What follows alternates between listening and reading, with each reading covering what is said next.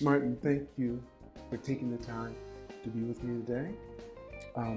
You told me that you interviewed me one time, I guess in 2008. It had to be 2008. Hey, correct. And you were over what committee at that time? Squash committee. Squash. Yeah. I think you interviewed me. I interviewed you? I think so. Yeah. So I think you wanted to get to know all these different sections of the club or something like that. That's what I wanted to know, all the different committees. Yeah. That sure did. So it's the second time now. Second time. That's fantastic. So it's been, wow, that makes it almost what? 12 to 13 years? 13 years. Wow, God. And we didn't get any younger. We didn't get, older? We didn't get any older. We stayed the same. Yeah. Wow. But thank you again for doing this. No, thank you. Thank you for giving me the opportunity. So tell me a little bit about yourself, Martin. Yeah. Where were you born? I know where you were born, because we did talk over lunch, but I want you to tell everyone else. Where were you born?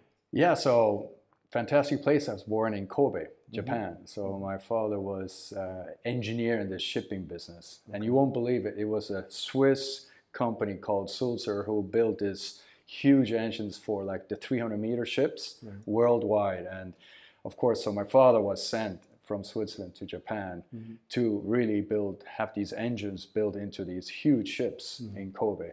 So that's what brought him to Japan, 1950. Yeah, that was basically 5 years after the war. But you were born when?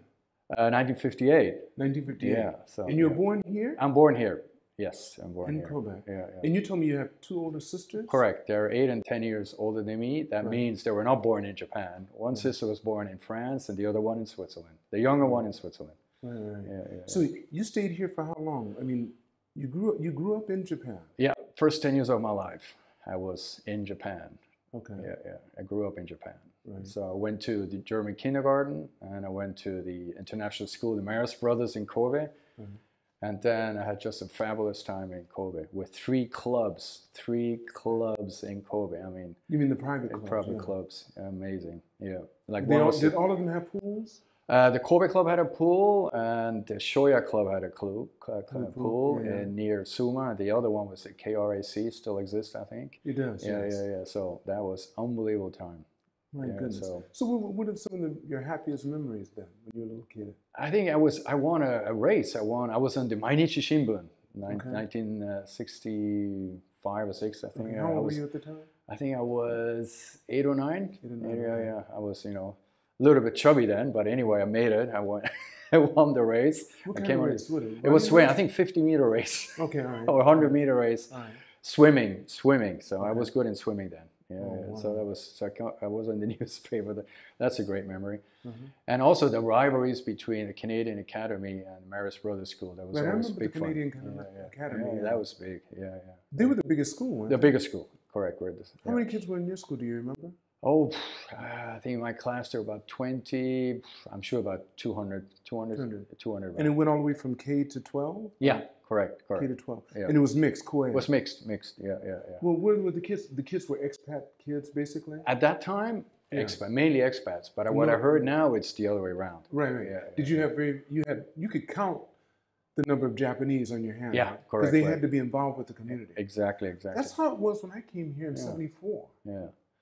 It was still basically that way. Right. But the good thing was my best friend was Japanese because he was my neighbor. So I grew up with him. Same year, same age, nearly same age. So I grew up with him. But he didn't go to your school? No, he didn't go to school with me. Yeah, so that means you kept your Japanese up most definitely. Because you could only speak to him in Japanese. Exactly. I think my Japanese was better than my German or English at that time. Oh, at the school you had to speak in English. German? In English. First in kindergarten was German. And then the Marist Brothers primary school, the first year's primary schools were all in English, of course. Right.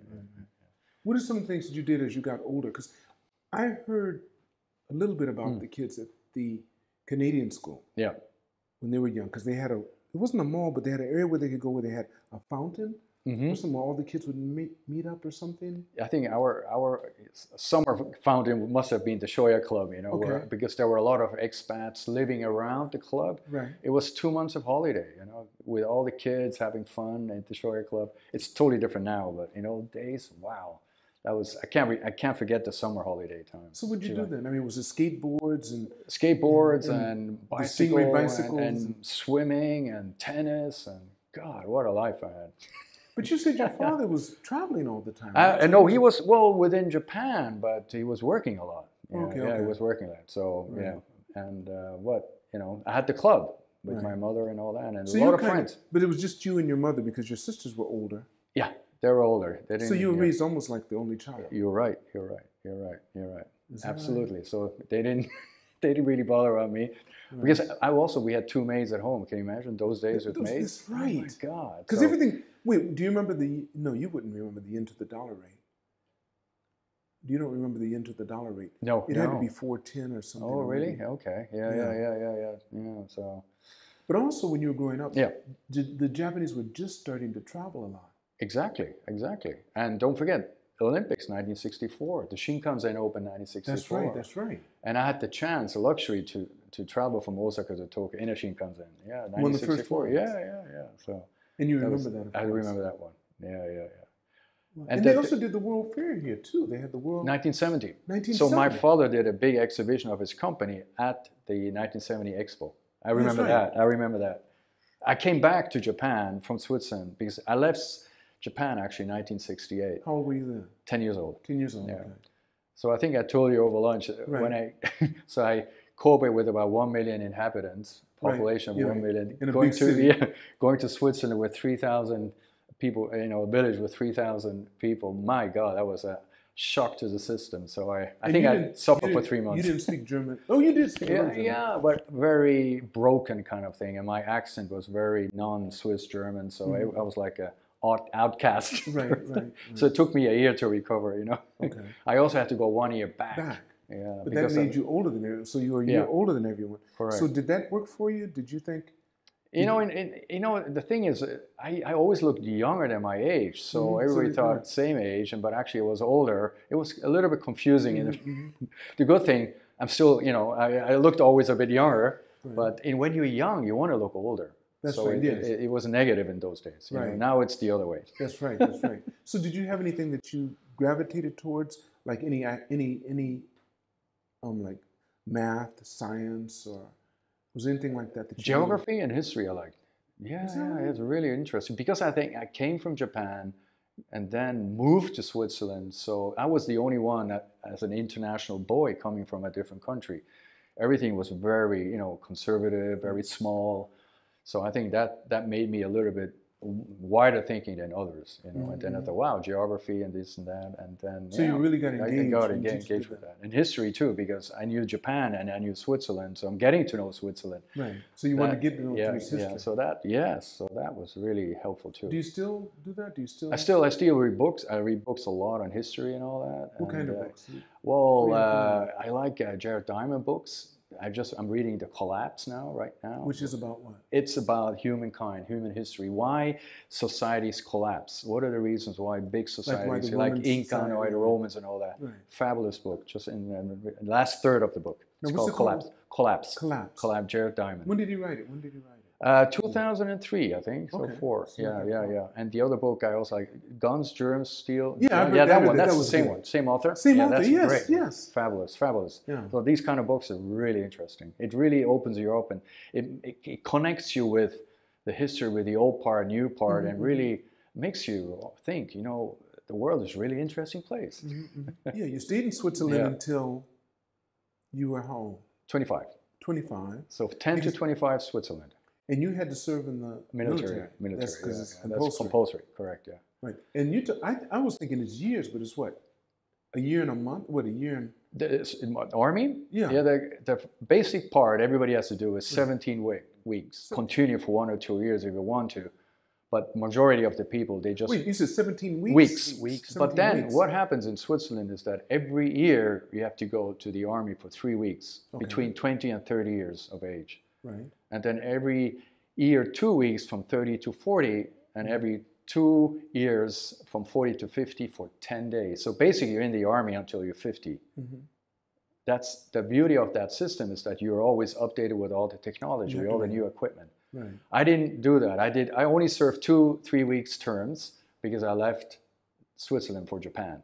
Okay. So that's no problem to get out of the Army. It's not compulsory. These courses not compulsory. Unless you live in Switzerland, you've got to do that. Yeah. Right.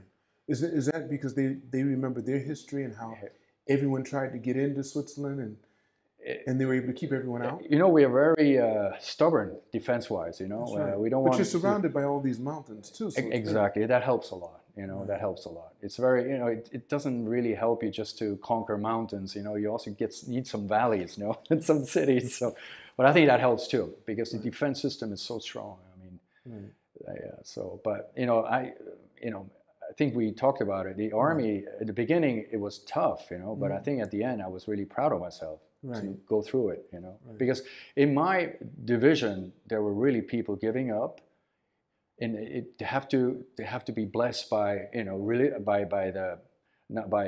religious, not a religious. You have to be. The doctor has to look at you if you're mentally stable or not to get out of the Army. Okay. And if not, you have to stay on. Okay. It's very strict. You know, unfortunately, we had accidents. People died. I mean, it's the real thing.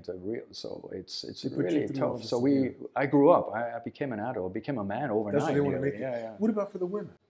Women, it's nowadays possible for women. It's not compulsory, but women can also join the Army. What about before? Before, no. In my time, no. I think only men. Only men. Yeah. I think the last 10 years that has changed. Yeah. But there, you know, people always think, why does Switzerland have an army and all that? What do the young people think about the army? Every year, every 3 years, I think they have a referendum asking the people, and you won't believe it, 70% of the population is for the army, to have an army. Because they know their history. They know the history. They know their history. It's just fabulous in a way. Because during the German expansion, that's the one area they couldn't get into. Yeah, exactly. They had to leave them alone. They said, okay. Yeah, it's not worth it. They said, all right, we'll leave you alone. You do whatever you're going to do. We'll come back to you later. And they never could get that later. Exactly. So that's interesting. Yeah. And talking about the war, you won't believe, my father there were only 3 ships during the war, 3 Swiss ships. I mean, ships sponsored by the government going from Italy to Brazil to get sugar and coffee. Okay. Only 3 ships. And on one of the ships, my father was sailing, or not sailing, but going back and forth during the war, 1942 to 45. The risk was so high, you know, with the Germans in the Mediterranean Sea. So he remembers when putting another flag up and down when the Germans came and all that. So he said he could have died any time. Wow. So he took that risk for 3 years. So that was, and then he was so well knowledge about engines, you know, for 3 years. So that took him to Japan later on to really make sure that their engines, you know, they could be like 60, 70 meters long engines for these 300 meters boats, ships.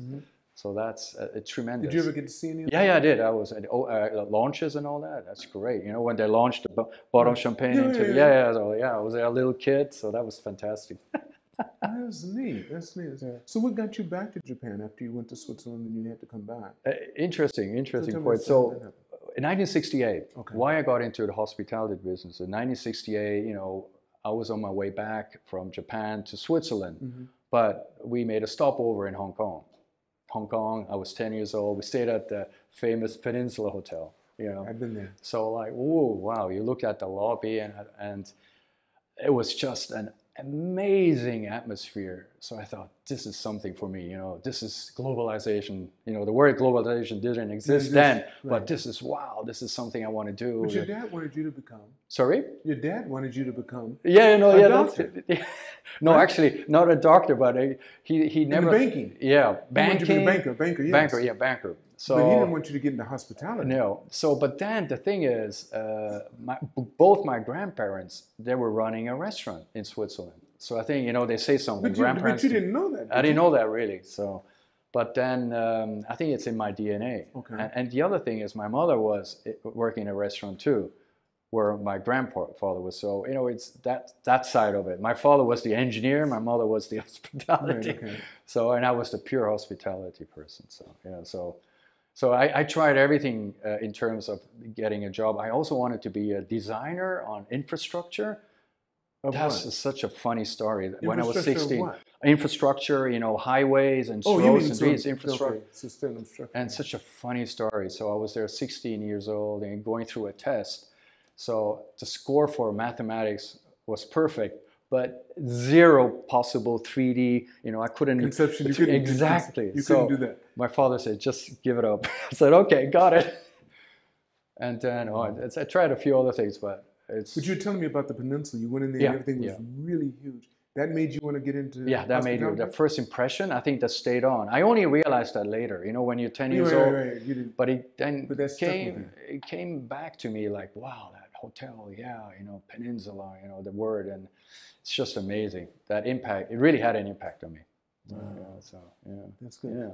So then when you came back to Japan, how did you come back? Yeah, the thing is, during hotels, I did hotel school Lausanne.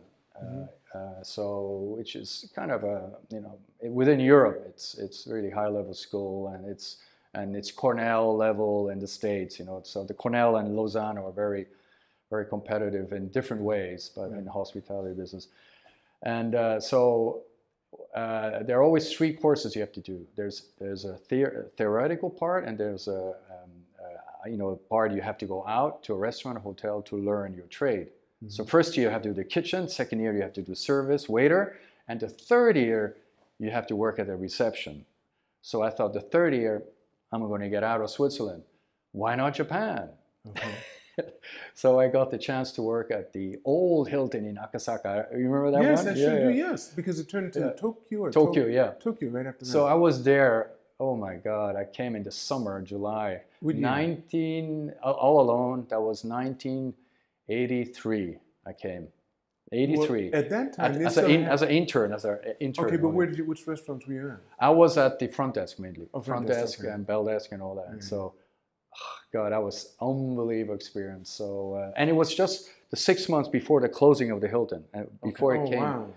So then there was a famous Swiss general manager there at the time, and he said, "Martin, what are you doing?" I was like, 1 week before I was leaving. I said, "Oh, well, I have to go back, finish my school." Come on, you don't need that. No, I have to go back, Okay, let's do it like this. When you come back, join us for the opening for the Shinjuku Hilton. So I already had a job before I finished school. Wow. So I thought, you know, wow, this is great. I couldn't refuse, and I didn't want to refuse because I had such a fabulous time working at the old Hilton. My God, it's just, you could feel the omotenashi. It's just very special. Plus, me being born in Japan, I just felt I'm at the right place, you know, to grow up in my career. So, and that brought me back to Japan and working my first job at the Hilton in Shinjuku, 1984. And did you stay continually after that? I stayed 4 years at the Hilton in Shinjuku, then moved on to the Nagoya Hilton, also an opening in 1989. Right. Then I left Hilton and moved on to work for a Japanese company, high-flying old, high-flying leverage company called EIE. Doesn't exist anymore. Okay. There was a famous gentleman who was running the company, owned the company, Takahashi-san, and it was fabulous. I was based in Sydney, but I was then later on seconded to Bali as a project manager for the Four Seasons Bali. So from Sydney to Bali, and this EIE company, it was unbelievable. Private meetings, private jets, you know, flying from Bali to another city. That? I did that. And I was 31. Wow. And so this company was so high flying, you know, one day they were in Beverly Hills, they bought the Beverly Hills Hotel. The next day they flew to Paris, they bought another hotel. They spent so much money, and I was part of that. And he had 3 private jets, and it was just too much. And that's one of the reasons, you know, the returns were not enough, and it collapsed. But the experience was just fantastic. And coming from Japan, getting into Sydney. Sydney was kind of an international, well-organized city. But then from Sydney to Bali, what an eye-opener that was. In the year 1990, sorry. 1990. Yeah, when they hadn't gotten developed yet. Yeah. It was so crazy fun. I learned so much because I was a greenhorn, totally greenhorn. I thought I knew something, you know, learned in Japan, but getting into Indonesia, wow, it's so interesting. Fantastic people. And then from there, what happened? Then after that collapse, were you there during the collapse? It was the beginning of the collapse. So were you there till they collapsed? The story is not ending there yet. So they were starting to collapse. You know, the stock market collapsed 1991, and then. But 92, I knocked door on the door in Bali. Hyatt International said, hey, Martin, we need a guy who speaks Japanese, and we need a guy for the Park Hyatt in Tokyo. They said, Park Hyatt Tokyo. I said, no, I don't want to go back to Japan. I just left Japan 2 years ago. I want to experience different things. No, we really need you, blah, blah, blah, blah. So I landed back in Japan, worked for the Park Hyatt Tokyo as a project manager. Before they collapsed? No, that was Park Hyatt. It was a totally different story. I know that. So the Park Hyatt is owned by Tokyo Gas. Right. So I left that EIE company. Right. They collapsed. Before they collapsed. Okay. And I joined Hyatt for Park Hyatt Tokyo. 2 years term project manager. And then what happened is I didn't have the right opportunity with Hyatt to do. I want to go back into operations. I'm also an operations guy, management, I like that rather than only project. But Hyatt didn't have really something suitable or something I really wanted. So this former company, EIE, said, hey, Martin, we need somebody in Ho Chi Minh City. What about general manager for our hotel in Ho Chi Minh City? I said, wow, that sounds exciting, but really? What? I just came back from Southeast Asia. Why go back? But wow, so I took the opportunity, first general manager job. I was 35 and I said, go for it. And wow, so I stayed 7 years in Vietnam after that. What year was this, 1990s? I came to Vietnam 1994. Because they were just opening up. Yeah, exactly. So Bill Clinton just opened up the commercial, the embargo, trade embargo in January 1994, and I came September 94. So they just opened. Wow, what an experience that was. It was dramatic. But they were really ready. That was what? Sorry? The Vietnamese were really ready to bring this on in. And I heard it was fantastic. They loved it. It was. You've got to be on your toes. Because they're so smart. I said, I thought I was good on Excel spreadsheets at that time. I'm still good now, but Jesus, I told them something. The next day it was done. They were hungry. Hungry. That's the difference. They were hungry. They were so hungry. They wanted to prove their worth. Yeah. And but when I arrived in Vietnam, 2 weeks they were behind my toes and see every restaurant or everywhere they checked on me, like KGB kind of thing. Right. That was so scary. I knew exactly they were spying on me for the first 2 weeks. I couldn't make a mistake where to go in the wrong place. So, but you've got to be careful in Vietnam is with the government, Right. And of course. Rules and regulation. Country, yeah, exactly. So I learned a lot. Right. Learned a lot, and you've got to go with the stream and don't go against the stream. Don't even look like go against and the stream. You've got to play the game there, otherwise you will lose out. So I learned a lot on that part. Right. So then from there, where did you go from there? Yeah, and then I opened a company with partners in Vietnam. It didn't go so well, and then one day I said, hey, actually my partner said, I think you deserve something better than Vietnam. I said, yeah, well, I know. I had some tough years. It looked, 97, there was the Asia crisis, so everything went downhill, and it was really tough. So I think you deserve something better. And then a headhunter, called me up and said, hey, we need someone in Japan who speaks Japanese. Yeah, again. So I said, oh, really? God, wow. And then, but it was time. It was time to leave Vietnam. I was there a bit too long. How long were you in Vietnam? 7 years. 7 years. Yeah. You think that was too long? I think so, because it's a stressful place, because you never know how the government, what they're going to do, right? Tax, everything, anything can happen. I mean, I can tell you a lot of stories there. Right. But I learned a lot, but it's just, you've got to move on when you feel like you've got to move on. So, and then, I came back to Japan for the Oakwood service apartments. And how long were you with Oakwood? 17 and a half years. That's what I thought. I thought that was pretty long. That's why I thought you were still with Oakwood. Yeah, exactly. And you said you left them 3 years ago. 2 years ago. 2 years ago. Okay. So, my goodness. So, and that's why you're here. That's why we're here. Yeah. Global Treehouse. And here's where? Global Treehouse. Tell me a little bit about Global Treehouse. Global Treehouse is very unique. It's a membership-based business community, trying to make better leaders, whether they're Japanese leaders or foreign leaders. It's based on meditation, mind fitness, and innovation. So we have these innovation methodologies. It's incredible. These were conceptualized by Steve Jobs' previous assistant, called Keith Yamashita. He conceptualized these 12 different modules, giving situations and companies on how to improve or see a new direction. Is this more developing your EQ versus your IQ? I would say so. Yeah. So because I think they've found now that people that truly excel in business and in life have a very high EQ. Yeah. Because IQ is subjective. It depends on what you're studying as to how high your IQ is. Correct. So that's interesting. So you do it in different areas to try to get. So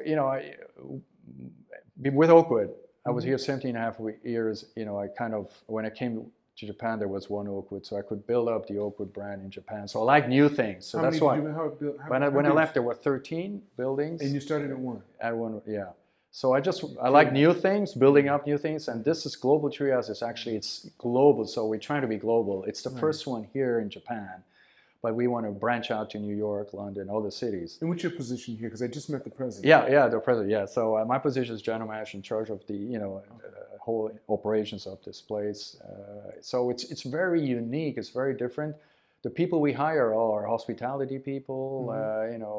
So it's still. What I love is hospitality, but it's very different, and it's something very interesting, and it's really trying to come up with concepts to improve, to make better leaders. It sounds easy, but of course it is. You're dealing with people. It's people, and but it's a fabulous concept, and so it's a membership-based community here, but it's really focusing on corporates. So 80% of the memberships are corporates. Then we have individual memberships as well, and community memberships.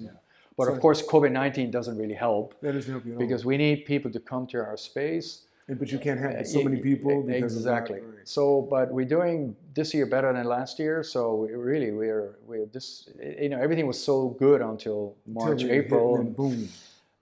But we're very confident. September after the Olympics, with the vaccination rate being higher and higher, I think we have a lot of inquiries now for memberships and event space. So I think it's really going to take off in a good way. Yeah. I can see you're really into this now, because you just started. You started 2 years now. You've been 2 years doing this. So what do you see for the future? In general terms. In general terms, because I know you're gonna. I know your business term. You're gonna make this. Surpassed Oakwood, in which you're dealing with it. But what about yourself? What do you see for the future for you? I'm very bad in taking holidays, so I like to be active, which is probably not always good. Everybody needs a break. But what I'm trying to say is, I like to be active. I like to do new things, innovative. I like challenges, and but I think Japan it's such a great place, having such a great base to work with great people.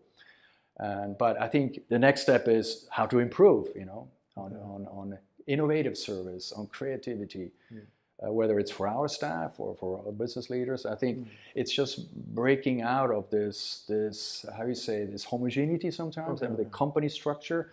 And we're very successful. We have companies here now, they love our concept with these, we call them bento box, these innovation tools, these kits. They've never seen such a thing. And I think, everything takes time. But I think these innovation tools are so powerful. It's a one-day course, 4 to 6 hours. You get so much into it. It's a self-guide. Yes. How many times have you done it? 3 times. Wait, how many times can you do it? Every company gets 5 bento box tools. You can do it as many as you want. We have 12 different modules. Are these kind of like games in a way? It's like it's like a tools, learning tool, team tools, workshop. Do you need a facilitator? We have, it's a guide on the beginning telling you what to do, but it's all self-guided. The paper is A1 size, and it tells exactly what to do. You need a referee, you need a timekeeper, you need this and that. Okay. So and we have the guides come in and seeing if everything's going the right way. So that's part of it. That's part of it. And you have to do it here. You can't do it. Oh, no, that's a very good point. So because our space is limited, as you can see, our next step is now doing a virtual bento box. We're working on that virtually, so we can have an online session in London, in New York, all at the same time with these innovation tools. That's the next step. That would be fabulous. And by the way, we're going to launch an app of our company in August. To me, What are your hobbies? I love squash. I play at the American Club. It's a great place to be. I play 3 or 4 times a week. so mainly on the weekends. Try to stay fit, but then I also like to read. I like to, as I mentioned, I like to listen to music or watch sports. Right. But so I what kind of music are you into? I'm just curious. You yeah, don't want to say. No. That smile tells me right away. It's rock. It's rock. You know, the old days rock. Yeah, you like the rock. I know you like the rock. That's why you're laughing. That's, you know, my heart is still young. Yeah. There you go. Yeah. Right. So, but again, you know, sports is, I think, is very important. You know, for everyone, but also the older you get, keeping you active. I like to be active, and so. Right. Before we close out, Martin, I want you to do this. How do you stay? Because we had a conversation. How do you stay nice, lean, and mean? You don't have to go to the extreme you went to, but what is the secret to you staying the way that you are? Because you're almost my age. You're nice and lean, but you told me you were chubby for a little while there, where you kind of tipped the scale, and you weren't so happy with yourself. Yeah. How do you? I mean, is it strict diet? Is it? I think. Good question. Well, it's not a diet per se. I mean, I was once, you know, I think we started about nearly 90 kilos. Wow. But you're only 175. Yeah, 76. Yeah. 76, so I felt chubby all around. You know, I felt like a little Michelin tire. You know, you know. I know. Yeah. So I didn't like that at all. So I said, "Geez, what can I do?" So okay, sports. Sports is one thing. You know, and in the early days, my mother helped me. You know, just controlling the food, the diet. But now, what I do now is just eat less, or don't eat that kind of food, which is not really good for calorie-wise. So it's very disciplined. It's all mental. But you're not on the all-carrot diet? No, not at all. Not at all. Orange diet or not at all. Low-carb diet? Nothing like that. I eat everything. So what I always like to tell people how to lose weight is, don't get frustrated. The main thing is just reduce everything you like. You can eat, but just reduce the volume day by day, and your body will just adjust to the new portions, new volumes. You don't have to cut everything. So, I still eat my chocolate. I'm a Swiss. I have to eat sweets, chocolate, ice cream, and I still have to eat my pasta, Right. So I don't cut anything, but I just eat less. And then I do sports. And I also drink. So, drinks do have a lot of calories. But so when I eat and when I drink, let's say beer or wine, I eat less food. So I have a balance on that. I don't do both, extreme drinking, extreme food. Martin, thank you for the time. No, thank you. Wow, that was really fast. That was fantastic. Thank you very much. Thank you. Thank you. I want to thank all of you for watching this podcast. Remember, it's all on loan. Continue to reach for the stars, and you're too blessed to be stressed.